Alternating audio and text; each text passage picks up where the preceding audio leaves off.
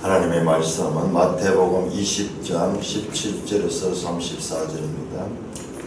마태복음 20장 17절 예수께서 예루살렘으로 올라가려 하실 때에 12 제자를 따로 데리시고 길에서 이르시되 보라, 우리가 예루살렘으로 올라가느니 인자가 대제사장들과 서기관들에게 넘겨지매 그들이 죽이기로 결의하고 이방인들에게 넘겨주어 그를 조롱하며 채찍질하며 십자가에 못 박게 할 것이나 제3일에 살아나리라.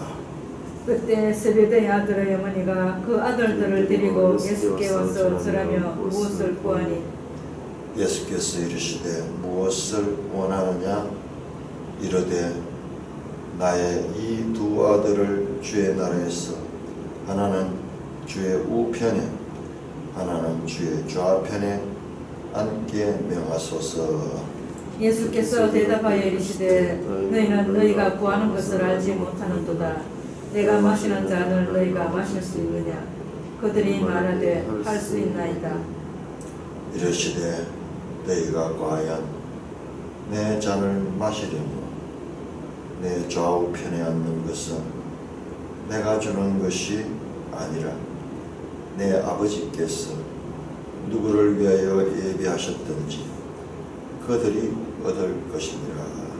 10 제자가 듣고 그 두 형제에게 대하여 분이 여기는 것은 예수께서 제자들을 불러다가 이르시되 이방인의 집권자들이 그들을 임의로 주관하고 그 고관들이 그들에게 권세를 부리는 줄은 너희가 알거니와 너희 중에는 그렇지 않아야 하느니 너희 중에 누구든지 크고자 하는 자는 너희를 섬기는 자가 되고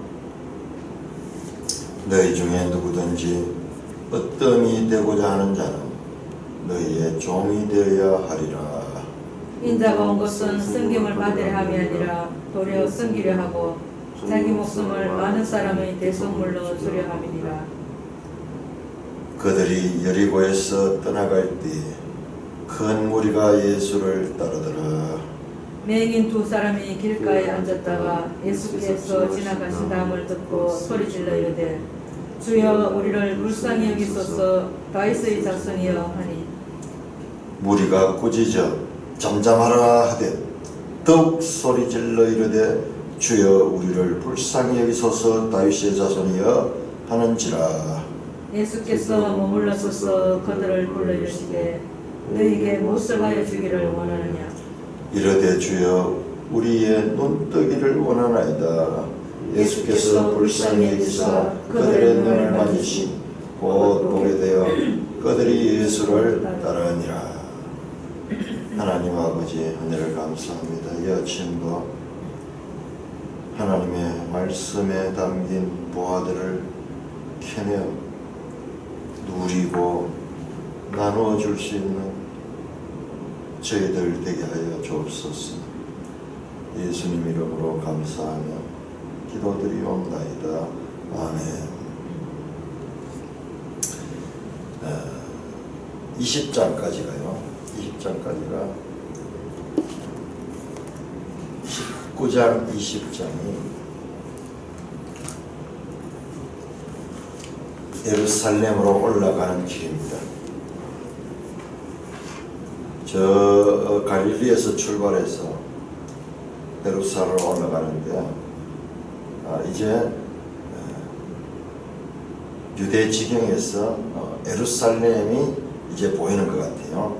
예수께서 예루살렘으로 올라가려 하실 때에 마태복음을 자세히 보면요, 장소의 이동이 점진적으로 나타납니다.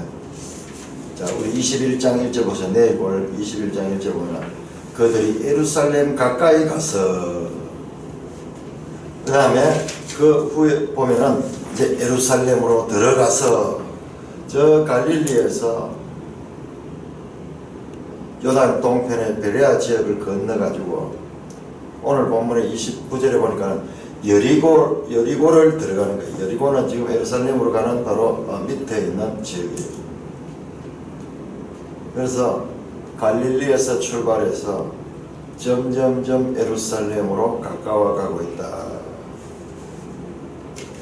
이 19장에 나왔던 포도원 비유라든지 또 그 앞에 나왔던 사건들은 다 길에서 제자들에게 가르친 내용이야. 노중에서 길을 걸으면서 목적지 예루살렘을 향하여 여행을 하는 도중에 가르쳐진 내용들입니다. 예수님은 예루살렘이 목적지입니다. 그래서 오늘 20장 17절에 예수께서 예루살렘으로 올라가려 하실 때에 12제자를 따로 데리시고 길에서 이르시되, 길에서 노중에서 가르치는 거예요. 걸어가면서 교훈을 하십니다. 자, 여기에서는 12제자를 따로 데리셨습니다. 예수님의 지금 이 예루살렘 여행길은요, 다른 복음서를 보면 누가복음이라든지 이 마태복음에도 뒤에 나오는데 보면은 이 12제자뿐만 아니라 많은 사람들이 따르고 있습니다. 특히 여인들도 많이 따르고 있었어요. 그러면서 예수님의 이 여행길에 수종들기도 하고 여러 사람들이 있었습니다. 이제 예루살렘으로 올라가려 하실 때에 계속 마태복음 예루살렘을 목적지로 우리에게 제시하고 있습니다. 12제자를 따로 데리시고 길에서 이르시되 무리에서 따로 분리시키셨으며, 보라, 우리가 예루살렘으로 올라가노니, 다시 예루살렘 나오죠. 인자가 대제사장들과 서기관들에게 넘겨지니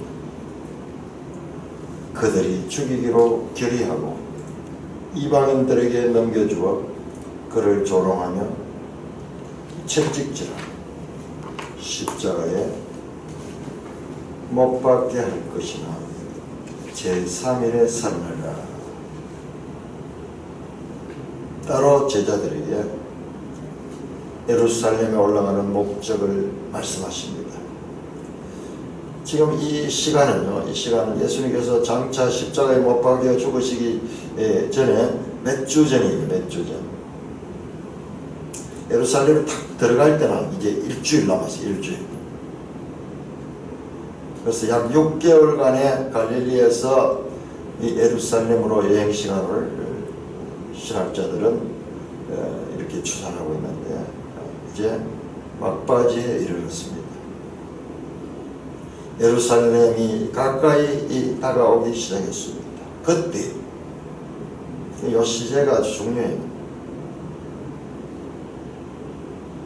제자들을 따로 데리시고 이제 노골적으로, 지금까지도 두 번에 걸쳐서 예수님께서 예루살렘에서 죽고 부활하신 것을 말씀했는데요, 이제 세 번째는 더 구체적이고 더 자세하게 우리가 예루살렘에 올라가는 인자가 누구에게 대제사장들과 서기관들에게 넘겨지며 그들이 죽이기로 결의하고 또 이방인들에게도 넘겨준다, 이런 말은 이제 처음 나왔습니다.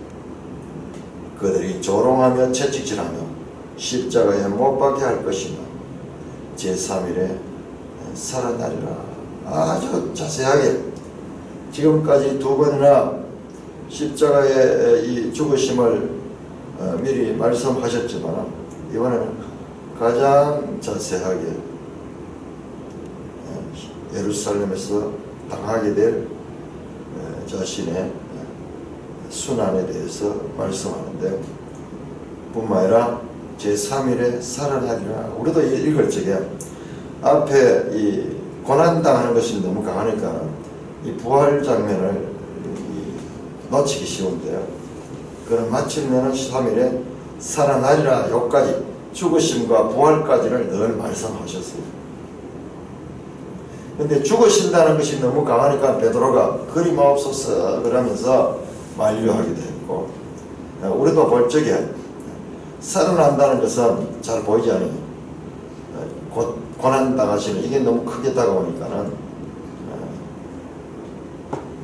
마지막 절에 제3일에 살아난 부활에 관한 이 교훈을 하는 것을 놓치기 쉽습니다. 승리하시는 겁니다. 이제 예루살렘에서 운명의 사건을 이제 얼마 앞두고 예수님께서 제자들에게 분명하게 예루살렘 올라가는 목적은 죽으시고 간다. 그러나 부활할 것이다. 그 과정에서는 유대 대제사장들과 서기관들에게 넘겨지며 그리고 로마 군병들에게 의해서 조롱당하고 채찍질당하며 십자가에 못 박혀 사형을 당할 것이다. 우리는 십자가를 너무나 피상적으로 생각해요. 십자가는 처참한 사형틀입니다. 사형틀. 예수님께서 그동안 16장 베드로의 신앙 고백 이후에 그때 비로소 예수님께서 예루살렘에서 죽으실 것을 말씀하셨죠.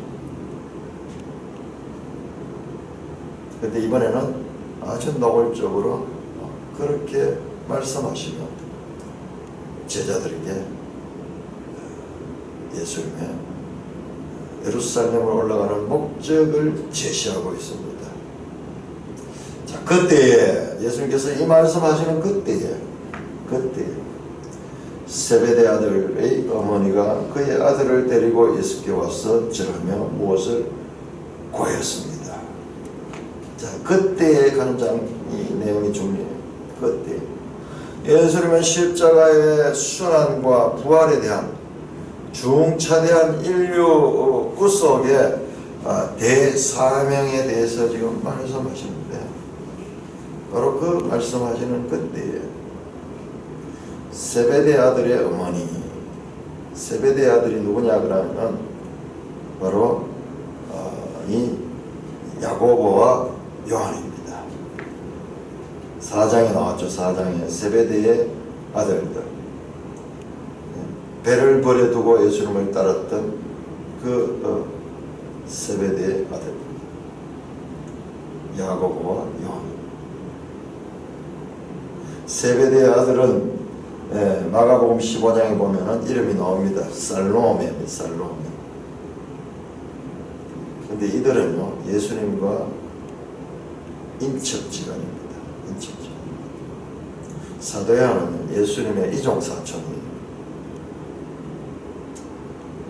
자, 오늘날 우리는 이 혈연 중심의 사회 이런 것들을 상당히 비난하면서 공평하고 공정한 그와 같은 이 사회 구성을 많이 이야기를 합니다. 그렇습니다. 그렇게 해야 됩니다. 그러나 예수님의 사역을 자세히 보면요 전부 혈연으로 얽혀 있어요. 나중에 예수님의 동생들도 복음사역에 깊이 참여를 합니다. 그러니까 우리가 이 일을 처음 시작할 때는요 혈연 공동체이면서도 영적인 공동체가 될 적에 가장 잘 연합할 수 있고 사역을 효과적으로 할 수 있다는 것을 알 수 있습니다. 오늘날 교회도 마찬가지입니다. 교회를 이 개척교회를 해서 사람을 키우면요 사람들 어느 정도 커버리면 또 떠나버려요. 그러니까 이 악순환에서 벗어나지를 못하는 거예요. 성경의 원본을 보시면요 그렇지 않습니다. 이종사죠. 그러니까는 그 세베대 어머니가 예수님과 친근하니까는 예수님의 이 이모니까는 우리 본문에는 이제 그런 느낌이 안 나오는데 이런 관계를 하게 되면 이 말씀이 그 정황을 우리가 생각할 수 있어요. 그 아들들을 데리고 아들 둘이나 이 제자로 바쳤으니까는 그럴만 하지 않습니까? 딴 사람들은 하나 바쳤는데 둘이나 바쳤으니까. 공로. 우리 인간은 이 세상 항상 이 공로가 대접을 받습니다. 그만큼 이 업적이 있는 자, 두 아들들을 바친 그 가문으로 보면은 정말 그렇잖아요. 그 아버지와 더불어서 이 업을 해가지고 생계를 유지하는데 이 두 아들이 그 빠져나갔으니까는 그 가정 경제로서는 타격이 얼마나 큽니까? 충분히 공로를 가지고 예수께 절하며 무엇을 구하니. 이모가요. 아들이 조카입니까? 그에게 절을 하면서 구할 정도로 예의를 갖추었습니다. 그러나 앞에 나오는 사건들을 통해서 예수님이 범상치 않다는 것을 알게 되는 거예요. 변화산 산선을 통해서, 변화산 사건을 통해서 하늘로부터 계시도 했고, 그리고 예수님 자신도 자신이 그 하나님의 아들인 것을 인정하시는 그런 내용들을 통해 가지고 이 예루살렘으로 올라가면은 예수님은 그 왕권을 차지하셨어. 그래서 큰 새로운 나라를 이룰 것이라는 그런 생각이 점점점 따르는 무리들에게 구체화되기 시작했습니다. 자, 그런데 예수는 방금 전에 12제자를 따로 데리고 자신의 예루살렘 목적을 말씀했습니다만 지금 그 아들들을 데리고 오거든요. 이 아들들이 12 중에 있었잖아요. 둘이나 있었잖아요. 분명히 이 이야기를 들었음에도 불구하고 예수님의 말씀은 그들에게 제대로 들려지지 않았습니다.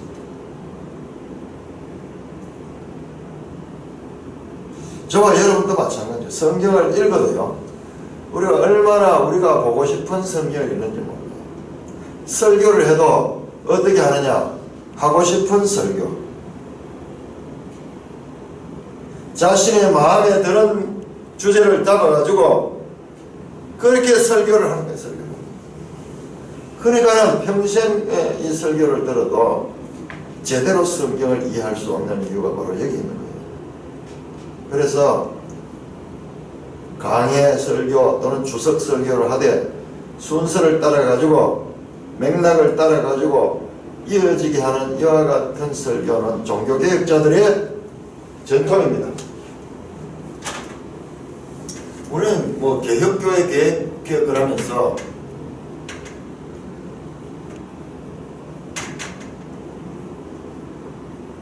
말만 그렇게 하면서 이 개혁교회가 가지고 있는 그와 같은 전통, 이게 진짜 전통이에요.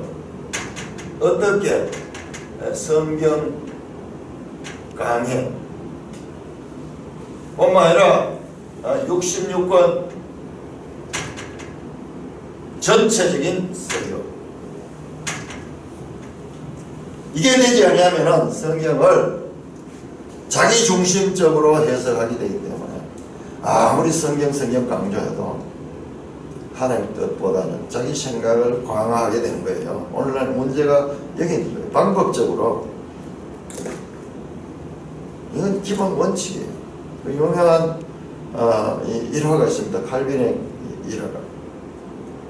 칼빈이 제네바의 이 프랑스 사람인데 제네바에 가서 이 목회를 하다가 칼빈도 쫓겨났어요.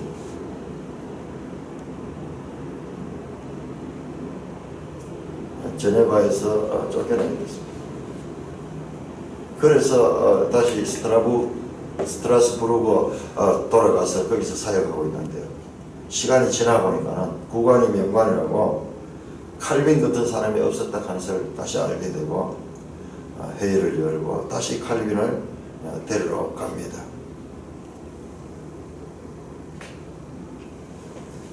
그래서 몇 년 후에 돌아가는데요. 떠나갈 때 이 강해 설교하던 그 부분, 예를 들어 에베소서를 했다 그러면 에베소서 2장까지 했다 그러면 돌아와서 3장부터 해서 그렇게 했다는 그와 같은 얘기입니다. 칼빈뿐만 아니라 저빙글이라든지 이런 분들도 철저하게 이렇게 했어요. 왜?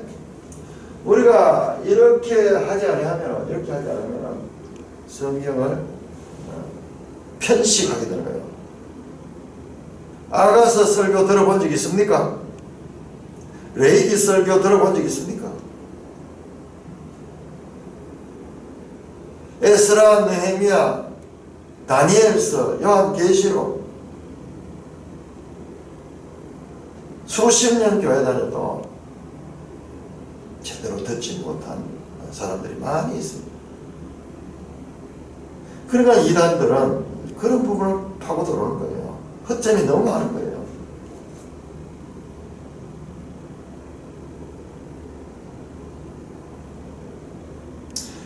예수님은 지금 엄숙한 십자가의 죽으심과 부활을 선포하는데 지금 이 제자들과 그 무리들은 예수님께 뭘 하느냐? 예수님께 절하며 구하는데 무엇을 구하느냐? 나의 이 두 아들을 주의 나라에서 하나는 주의 우편에 하나는 주의 좌편에 앉게 명하소서. 우리 앞에 나왔잖아요. 인자가 영광으로 올 적에 너희들도 12 이 보좌에 앉아서 이스라엘 12지파를 판단해라, 심판해라 하는 그 말씀이 나왔어요. 그것만 이 내리에 박혀 있는 거예요. 그것만 강하게 그들에게 이 기억되어 있는 것입니다. 그래서 인사청탁에 오늘 치면 인사청탁, 나의 이 두 아들을 주의 나라에 하나는 주의 우편에 하나는 주의 좌편에 앉게 명하소서.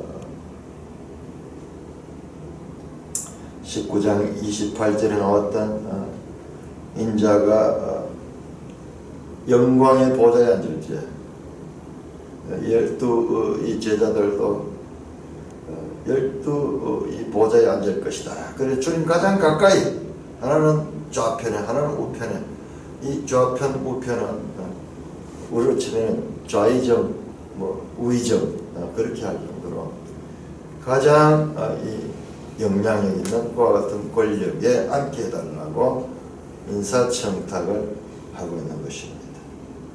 나의 이 두 아들을 주의 나라에서, 나의 이 두 아들을 주의 나라에서. 자, 우리는 앞에서 봤잖아요. 주의 나라, 소위 천국의 가치관, 천국의 가치관, 천국의 경제, 바보 경제, 천국의 경제학, 천국의 이 인권,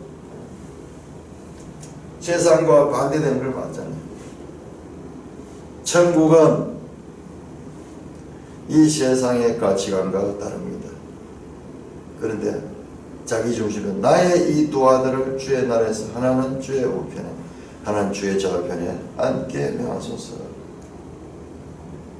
예수께서 대답하시되 너희는 너희가 구하는 것을 알지 못하는구나.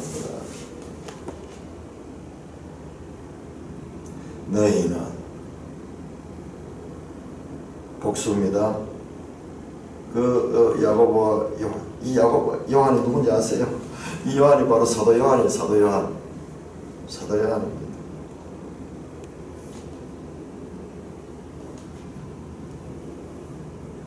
너희는 너희가 구하는 것을 알지 못한다. 무지해석입니다. 무지합니다.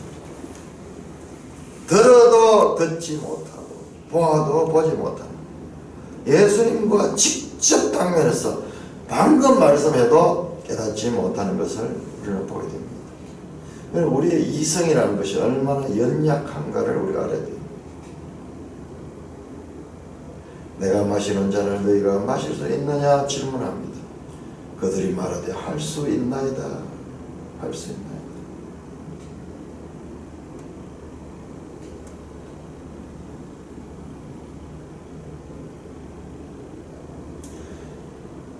(26장 39절에) 보면은 예수님께서 이 잔을 내게 옮기소서.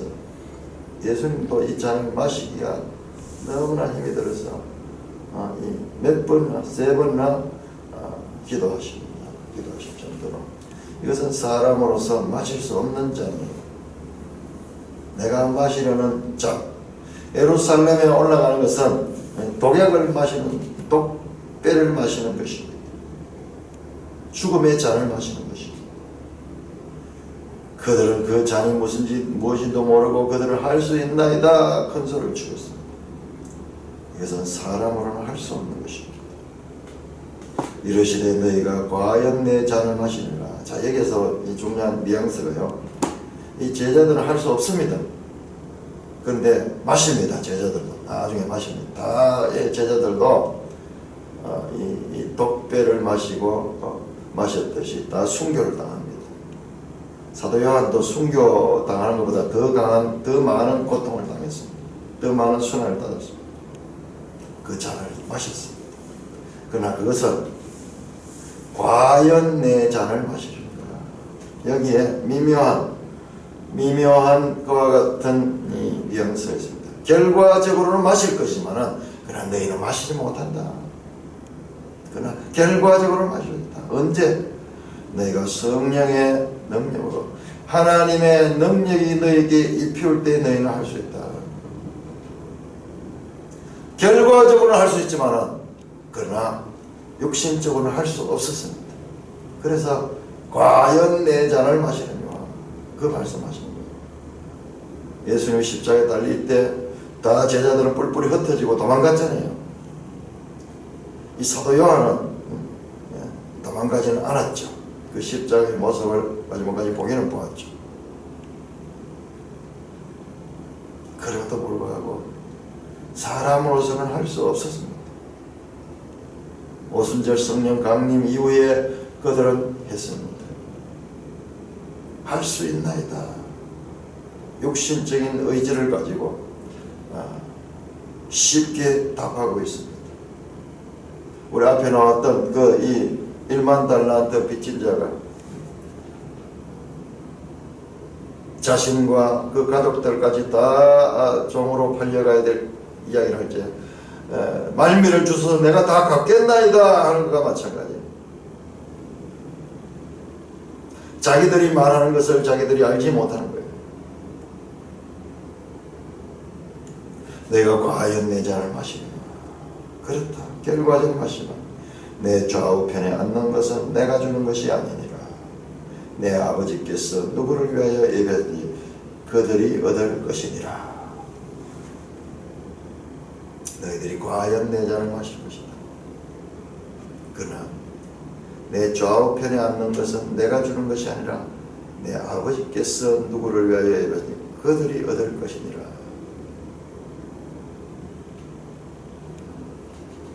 예수님이 좌우에 앉고 뭐 이렇게 하는 그런 역할을 하지 않는다는 것이죠. 내 아버지께서 누구를 위하여 예배하니 그들이 얻을 것이다. 아버지의 주권이다. 자, 어제도 지금 나왔는데요. 하나님의 주권. 내가 내 것을 가지고 내가 마음대로 하는데 그것이 너에게 악이 되느냐. 그래 말이죠. 하나님의 주권이 강조됩니다. 지금. 아버지의 주권이. 자, 우리는 이런 구절을 보면요. 예수님보다 성부 하나님이 더 높구나. 권세는 하나님이 가지고 있구나. 그렇게 생각하면서 우리는 여기에서도 서열을 가립니다. 서열을 가립니다. 그런데 우리 앞에서 봤잖아요. 천국의 가치관은 이 세상의 서열 중심주의, 공로 중심주의와 다릅니다. 서로 이 사역에 있어가지고 분담해서 생각합니다. 그리고 양보하고 합력하여 일을 이루어가되 서열에 높고 낮음이 없는 것이다. 그래서 삼위일체 성부, 성자, 성령 이 관계는 돌려도 마찬가지예요. 어디든지 높고 낮은 자가 마치 원탁과 같아. 원탁. 우리는 이 세상의 질서에 찌들어져 있기 때문에 이런 말씀조차도 성부가 되는구나. 그래서 여호와 증인 같은 경우에는 성부 중심이에요. 그래서 여호와 정인, 삼위일체 인정하지 않는 거예요. 그런 그들이 주장하는 증거 구절들이 이런 구절들이에요. 내 아버지가 더 높다.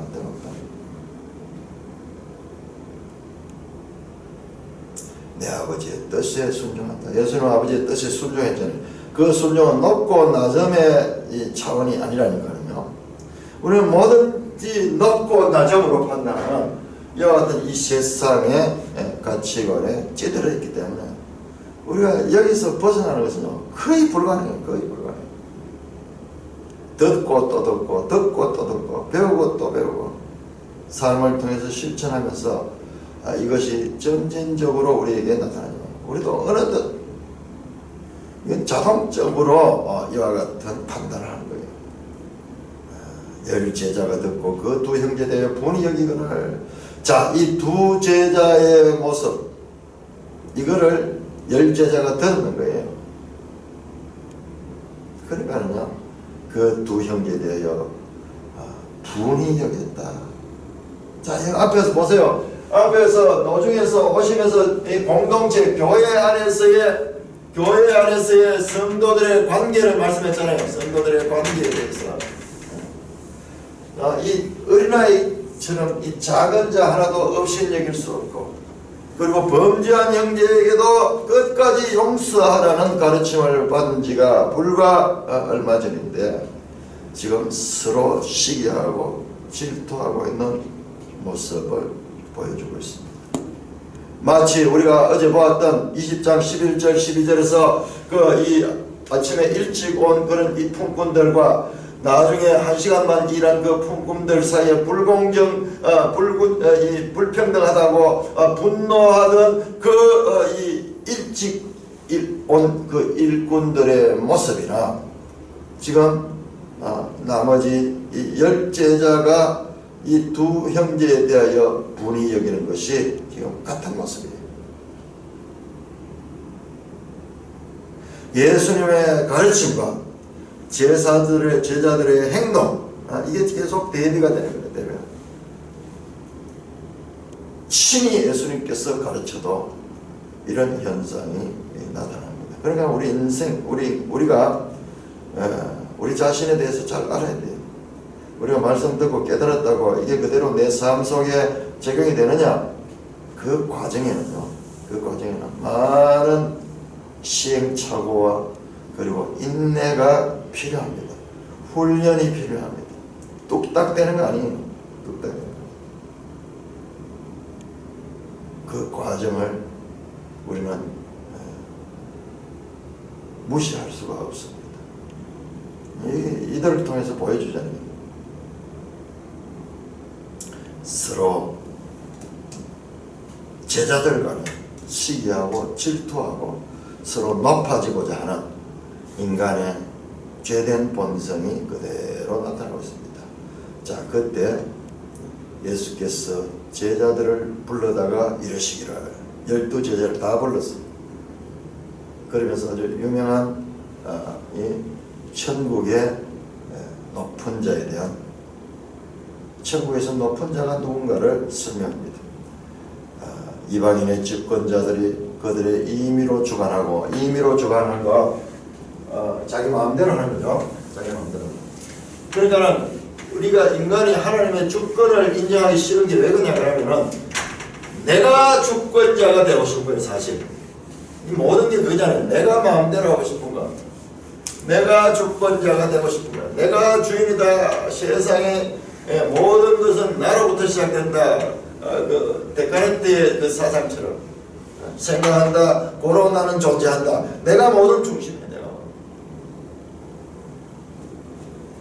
하나님의 주권을 인정해버리면 내가 없어져 버려. 내가 종이 돼야 돼. 그러니까 그게 싫은 거예요.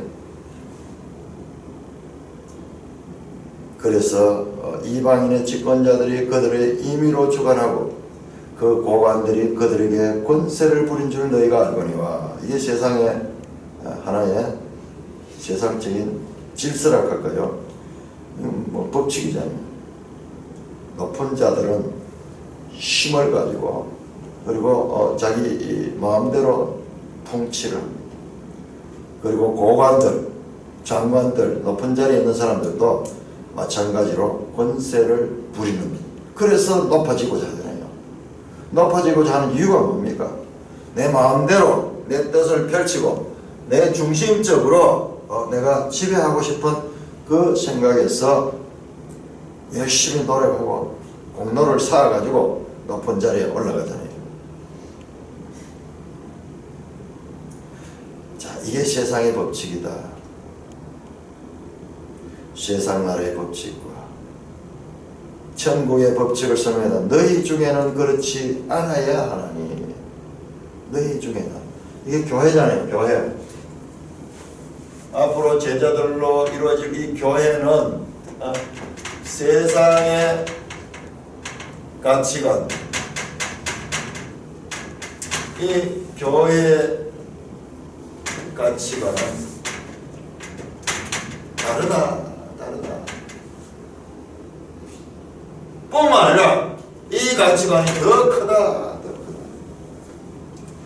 그러니까 우리 지금 이 교회 시대의 목표가 분명해야 돼요. 목표가 여기에 집중돼야 돼요. 여기. 이게 쉬운 게 아니에요. 이게 사울의 이 칼날을 피해서 도망다니던 이 다윗의 고난 못지않게 힘든 거예요. 이게 사실. 근데 우리 이거는 그냥 쉽게 되는 줄 아냐. 그렇지 않아요. 애굽의 바로의 폭정에서 시달리고 있는 것과 마찬가지 얘기야. 우리 속에 죄의 이 지배가 우리를 사로잡고 있는 거예요. 바벨론 포로기에 이스라엘 백성들의 그 포로된 그 순환, 보다도 더 힘든 것이 이것일 수 있어요. 이 가치관의 이 변화, 그리고 이것이 우리 삶 속에서 사라지는 것은 이것은 십자가를 지는 거예요. 그래서 예수님께서 누구든지 나의 제자는 자기 십자가를 지고 나를 따르는 자다. 예수님의 십자가의 순환도 결과적으로는 바로 우리에게 이와 같은 과제를 주는 겁니다. 너희 중에는 그렇지 않아야 하나니. 너희 중에 누구든지 크고자 하는 자는 너희를 섬기는 자가 되고, 너희 중에 누구든지 어뜸이 되고자 하는 자는 너희의 종이 되어라. 이러면 이 세상에 아무도 크고자 하지 않을 거예요. 이게 천국의 가치관입니다. 이게 앞에서 나왔던 포도원 주인의 가치관입니다. 포도원 주인에게는 불공평이 아무런 문제가 되지 않아요. 그조차도 기쁨이 되었습니다. 풍부하게 주시는 것으로 기쁨이 돼서 일을 시켜가지고 저걸 통해서 내가 얻는 것이 아니라 자기 것을 그냥 주는 것이 그게 목적이었어요. 완전히 세상의 부자들의 가치관과 다릅니다.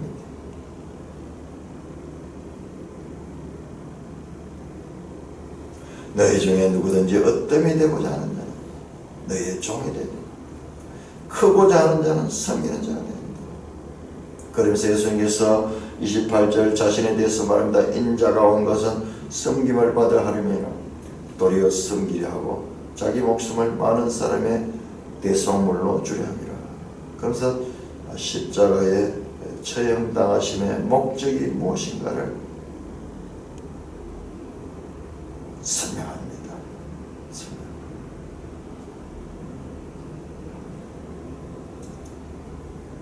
섬김을 받으려 하면 도리어 섬기라. 자기 목숨을 많은 사람들의 대속물로 주려 합니다. 우리가 이 사는 모습을 자세히 보면 자기 목숨을 위해서 살잖아요.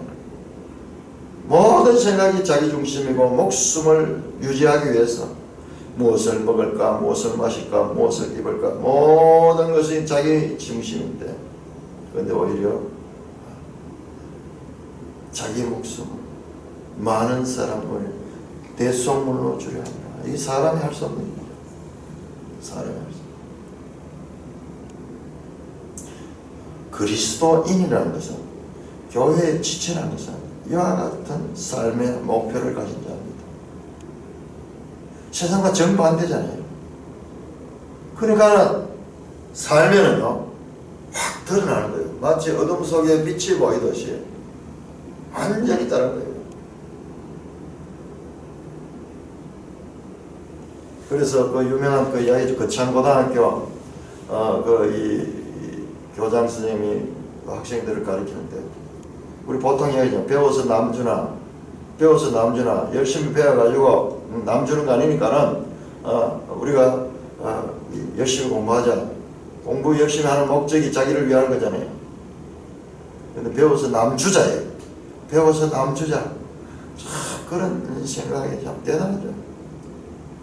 우리 성경에서는 이렇게 배워도 살면서는 세상 법칙과 똑같이 사는 것이 얼마나 많은지 몰라요. 열심히 배워서 남을 주자. 열심히 배워서 남에게 봉사하자. 실력이 있는 자일수록 대기업체 월급 많이 주는 데가 아니고 월급을 적게 주더라도 나를 필요하는 곳이 어딘가? 기준이 내가 가서 그 회사에게 봉사할 수 있는 것이 어딘가, 이걸 찾아가지고 가는, 이게 이 성경적인 가르침이죠. 정말 성경적인 가르침.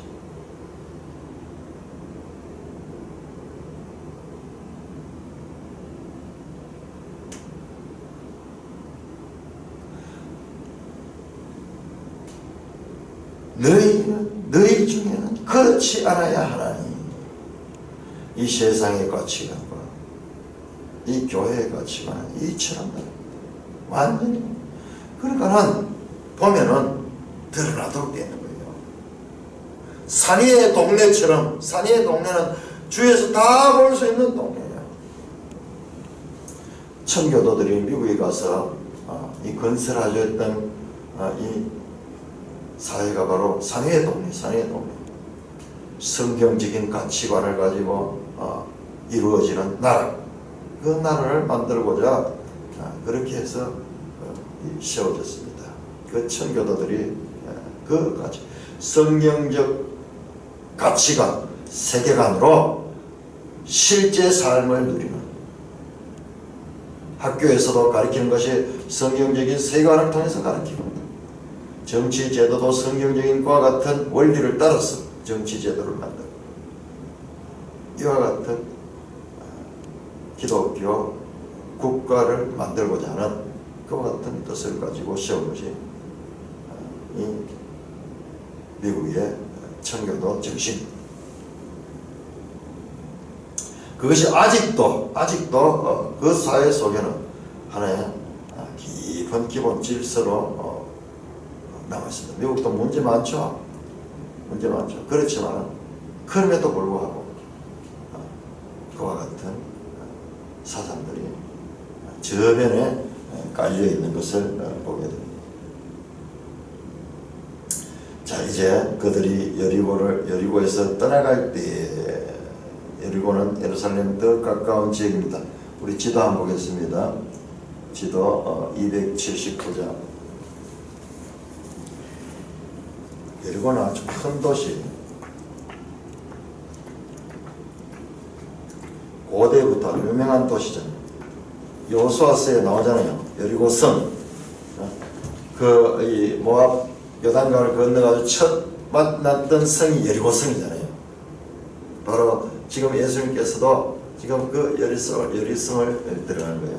279쪽에 보면은 신약시대 여리고 상상도 이렇게 나오는데요. 여리고가 이와 같이, 저 위에 보면 산이 보이죠. 산이 보이죠. 저게 이 감람산일 수 있을 거예요. 감람산일 거예요. 감람산 동쪽. 그래서 여리고. 과거에 여기에 여호수아 시대도 성이 있고, 지대가 낮고 요단강하고 물도 가까운 곳에 있고 이러니까는 여기에 이 도시가 고대부터 형성되어 있습니다. 신약시대 여리고는 항류로 유명했고 헤롯의 겨울 궁전이 여기 있었다고 합니다. 자, 뒤에 한번 보세요. 280쪽 헤롯 시대의 여리고. 여리고에 이와 같은 이 헤롯의 궁전도 있었다. 그렇게 알고 있습니다.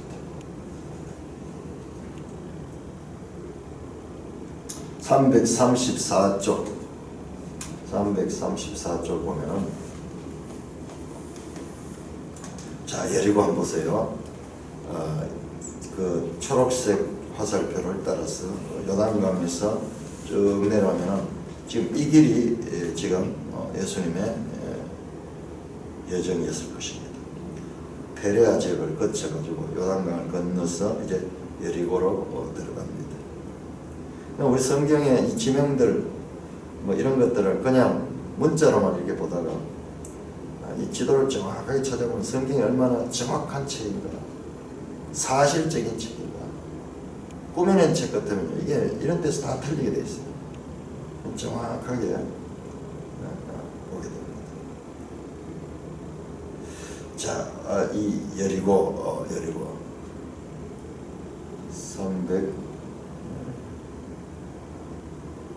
366절 한번 366쪽을 한번 볼까요?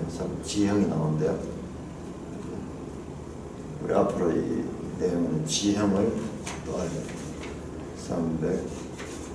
366쪽 나오네요. 야, 자 보십시다. 거기 보면은 사해가 밑에 보이죠? 그다음 그 위로 요단강이 쭉 나오죠. 자, 여리고 나오죠. 여리고는 평지지고 여리고 뒤편에는 산이 있습니다. 산. 감람산이 있네요. 감람산. 예루살렘 있죠. 자, 예루살렘에서 여리고로 내려간다 갈 적에 바로 이와 같은 지형을 생각해야 돼요.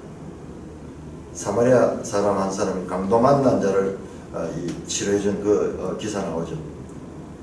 여리고로 내려가는 길에 이와 같이 산악지대를 내려가고 이 산 속에는 이 강도들이 많이 있을 수 있는 거예요. 그래서 예수님은 지금 이 여리고를 지나가지고 이 산을 통해서 이제 올라가는 장면 이제 나올 겁니다. 이 지형을 염두에 두고 우리가 본문을 보겠습니다. 큰 무리가 예수를 따르더라. 예수님의 소문은요, 예루살렘 이제 가까운 곳으로 가니까 많은 무리들이 원래 갈릴리에서부터 따라왔던 무리들도 있고 또 그 노중에 기적을 체험하고 또 소문을 듣고 무리들이 더 합쳐졌을 거예요. 자, 그때 맹인 두 사람이 길가에 앉았다가 예수께서 지나가신다함을 듣고 이 맹인 두 사람이 이 소문을, 예수님에 대한 소문을 듣고 있었습니다.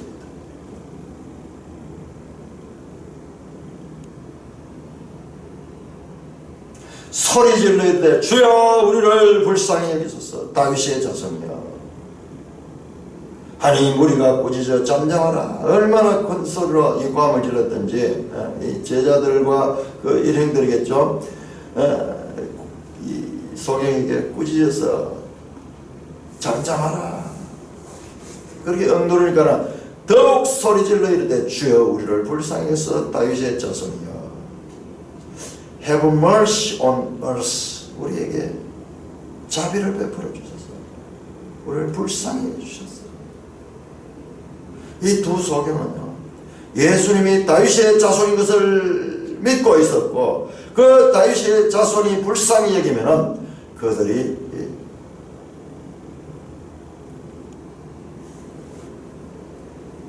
소원을 이룰 수 있다는 믿음을 가지고 있습니다. 소경입니다.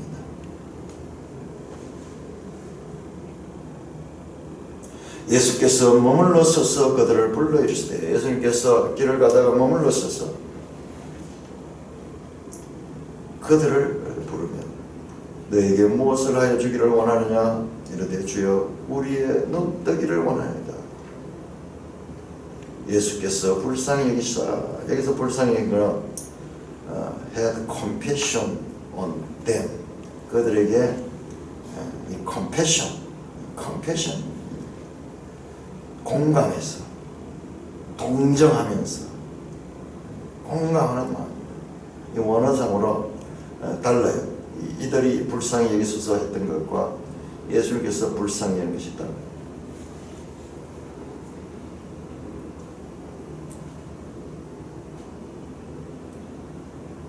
불쌍히 여기사 그들의 눈을 만졌습니다. 자, 우리 18장 33절 한번 보십시오. 18장 33절.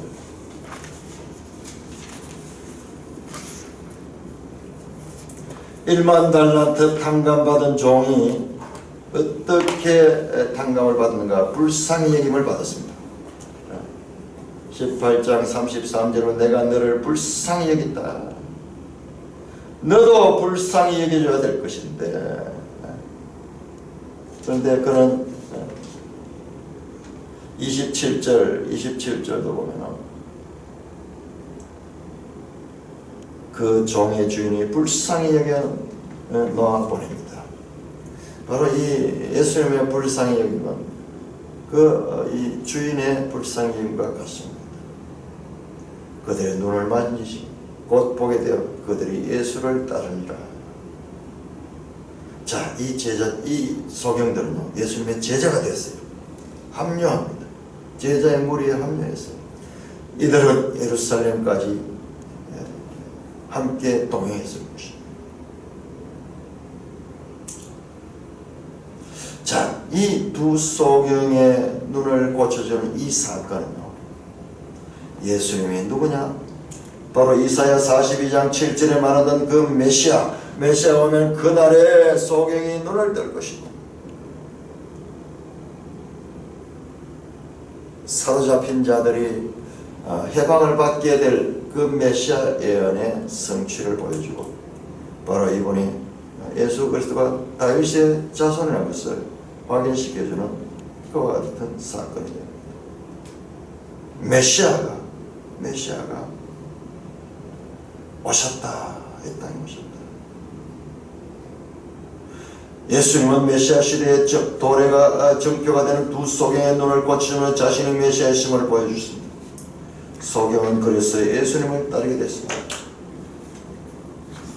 이 사건은 이게 지금 갈릴리에서 출발해서 이 베레아 지방을 거쳐서 예루살렘으로 가는 바로 지금 예루살렘을 눈앞에 두고 있는 이 여리고에서 일어난 사건입니다. 자, 이게 갈릴리에서 예루살렘까지 오는 노중에서 일어나는 사건이 19장에서 20장 마지막 여기까지, 이게 마지막 사건이 마지막 사건. 19장 처음에는 무엇이 나왔냐? 그럼 19장 처음을 한번 보십시오. 19장 처음에 보면은 바리새인들이 나왔어요. 바리새인들이 예수님을 시험하려고 나왔습니다. 19장 처음에 보면은 이혼에 관한 그 이야기하면서 많은 무리가 따르고 예수께서 거기서 병을 고쳤습니다. 3절 보면 바리새인들이 예수께 나와서 그를 시험하게 하려고 이 바리새인들, 그 당시에 율법의 이 학자들인 이 바리새인들은 예수님을 넘어뜨려 했지만 그러나 그들은 또한 깨닫지 못했습니다. 그 당시에 가장 성경을 잘한다는 자들은 알지 못했습니다. 그러나 이 소경은 눈을 뜨게 되고 그리고 예수님을 따르게 됩니다. 이 두 개가요, 인클루지오를 이루고 인클루지오. 바리새인들은 예수를 만나도 소경처럼 알지 못하고 깨닫지 못하지만 이 소경들은 예수님을 믿고 은혜를 받아서 눈을 떠서 제자가 됩니다. 이에 다른 복음서 마가복음 보면요, 바로 바디메오의 디메오의 아들 바디메오. 소경을 고쳐주심으로 예수님께서 다윗의 자손됨과 또한 볼 수 없는 자들을 보게 하는 새 시대를 여시는 분이심을 증명합니다. 그들은 눈을 뜨자. 바리새인들은 눈을 뜨고 있어도 예수님을 시험하는 데 그쳤지만 제자가 되고 있습니다. 이 19장, 20장 요 사이에 7개 사건이 나옵니다. 7개 사건이 나오는데 그 중간에 있는 사건이 우리가 어제 봤던 포도원 품꾼 비유입니다. 포도원 품꾼 비유.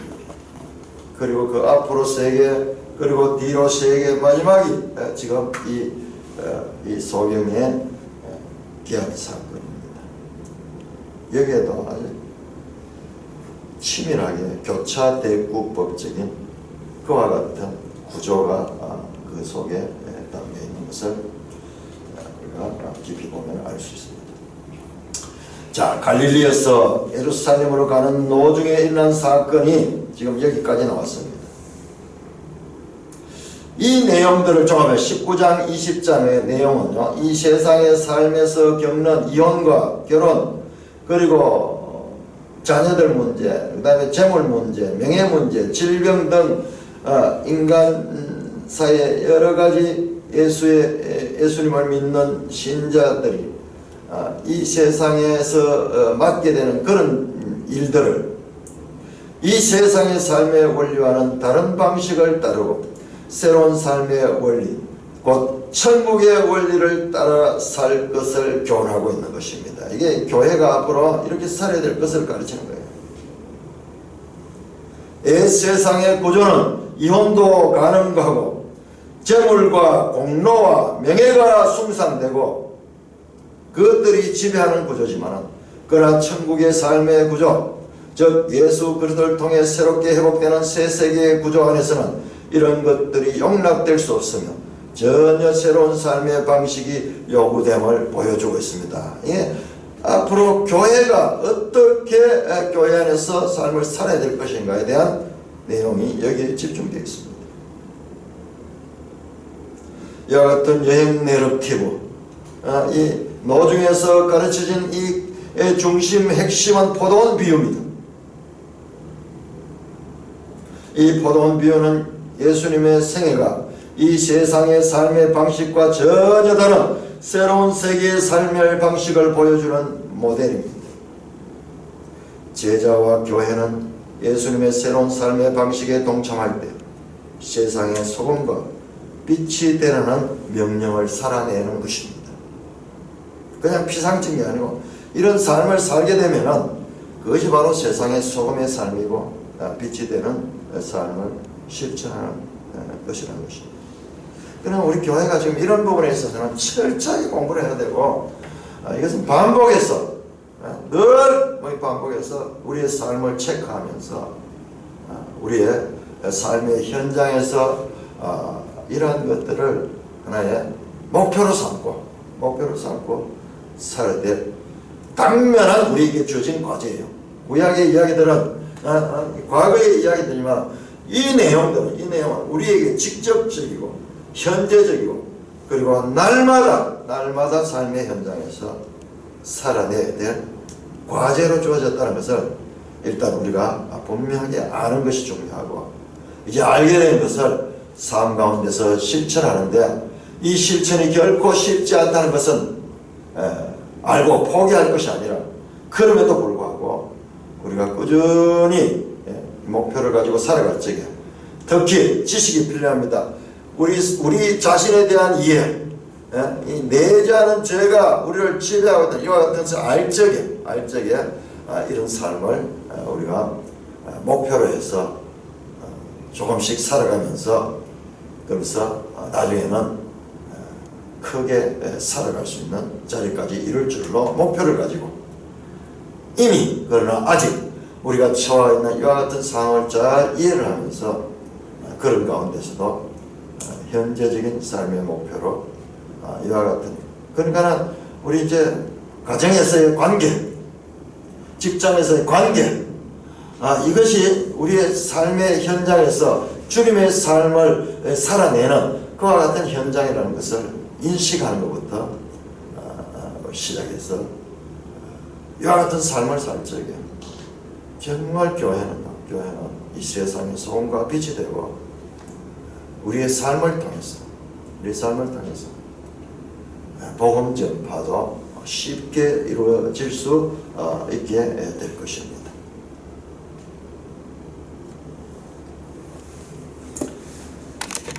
찬송.